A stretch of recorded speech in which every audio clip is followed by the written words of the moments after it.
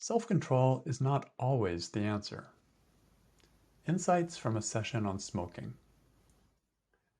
Last week, I worked with a client on smoking. She had quit for 10 years, but started again a year or two ago. A big part of the experience for her has been a lot of shame around the idea of being a smoker again. We questioned smoking is bad. And part of what makes smoking feel shameful is the idea that it's bad. The idea is that everyone knows it's harmful to health, so there must be something wrong with me if I smoke in spite of the evidence. People would think badly if they knew, and thus there's a need to hide it. And keep in mind as I'm reading this that this can apply to any kind of thing that you think is bad, any kind of addictive tendency or any kind of thing that you feel ashamed of, and just play with that, because the same principles that we're finding with smoking can apply to many different kinds of situations. Before questioning the thought smoking is bad, we detailed why she thought it was bad. And the reasons fell into two main categories, basically with regards to others and with regards to myself. So smoking is bad with regards to others because others think that it's bad. They think it's bad for your health, so why would you want to do that to yourself? They think you're stupid to smoke. They think you're not as evolved. They treat you like you don't know as much. They treat you like what you think is not as valuable because you smoke. They look down on you for not having any self-control in that way. And then the other area are thoughts just connected to myself. Smoking is bad from my point of view, in my opinion, because I can't breathe as easily. I don't want to go to yoga as much. It smells. It's expensive. It's bad for my whole health, teeth, gums, etc. I don't like my kids to see my smoking. I'm setting a bad example. It shouldn't be seen by others. I'm dependent on it. I don't like hiding. It's enslaving. And it's stopping me from being free. This list of reasons why she thought smoking is bad helped us to hold the abstract concept, smoking is bad, when questioning it.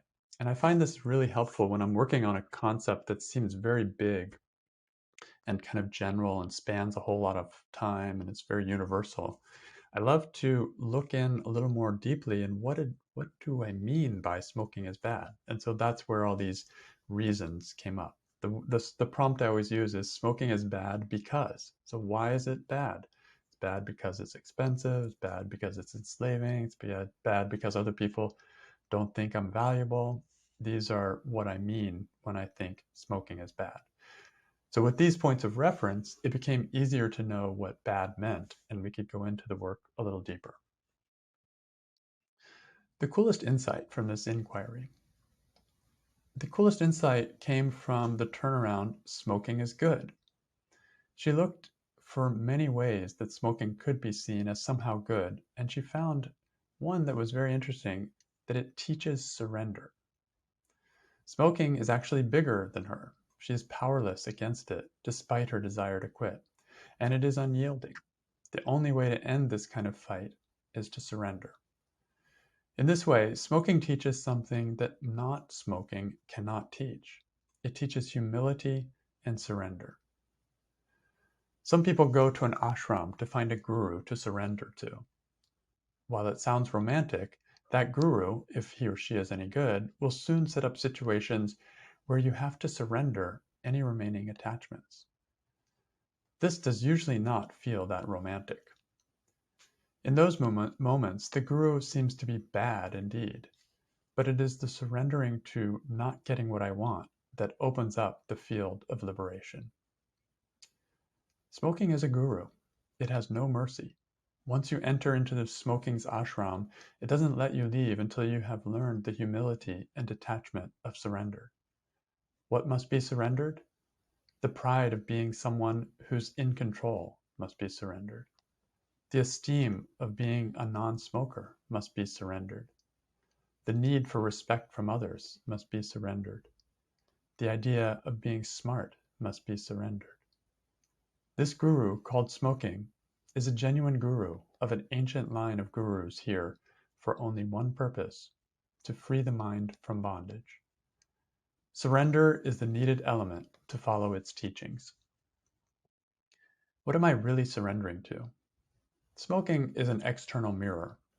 What I'm really surrendering to when I surrender to smoking is myself, to a version of myself that I don't want to admit is real. We like to hold the identities that I'm not a smoker, I'm in control of my life, even while smoking. It takes humility to see that I am not who I aspire to be, but rather that I am what I am, a smoker, not in control, etc. When I surrender to who I really am, then I can listen to what I really want. This is self-awareness, and it goes against everything we like to think. What do I really want? Asking this is a practice of listening to myself and hearing what I'm actually feeling instead of what I think I should be feeling. In doing this, I'm surrendering to my current state of evolution, a place where I can truly rest, and a place from which I will naturally evolve. But I can't evolve if I'm stuck trying to be what I think I should be instead of being who I actually am in any given moment.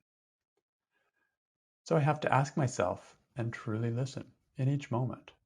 Do I want to eat a piece of candy? No. Do I want to do yoga? No. Do I want to smoke? Yes, that's what I want. If I'm truly open, then I will treat that desire as natural and right for me in that moment. I will listen to it. I will honor it. This is self-awareness, self-acceptance, humility, and peace. Smoking is not the problem. If you really need to quit smoking, you could probably quit in a few days. But if you keep clinging to the idea, I'm not a smoker, this lack of open-mindedness will cause your mind to challenge you to be more open. It will lead you, once again, to smoke. Luckily, for many people, the body can handle a lot of smoking, while it waits patiently for the humility, acceptance, and listening required to stop. From my side, I wouldn't wish you to quit smoking if it meant you would miss the teaching that smoking has to offer. But of course, if you do quit smoking, that's great too. You will find another guru in your boss, your spouse, or another thing you can't control. Smoking is just one of many paths leading to the same place. Private sessions are a great place to work on this. If you want to work on your thinking about smoking, addictions, or anything else you can't control but wish you could, I'm happy to hold the space for you. Private sessions provide a safe, one-on-one environment for challenging any thoughts that keep you feeling stuck. And here's a quote from Byron Katie from her book, Loving What Is. I don't care if I smoke or if I don't smoke. It's not about right or wrong for me. I smoked heavily, even chain smoked for many years. Then in 1986, after the experience in the halfway house, all at once it was over. When I went to Turkey in 1997, I hadn't smoked a cigarette in 11 years. I got into a taxi, and the driver had some wild Turkish music playing on his radio very loud, and he was honking constantly. And he turned around with a big smile and offered me a cigarette. I didn't think twice. I took it, and he lit a match for me. The music was going full blast, the horns were going full blast, and I sat in the back seat, smoking and loving each moment. It's okay if I do smoke, I noticed, and it's okay if I don't. And I noticed that I haven't smoked since that wonderful taxi ride.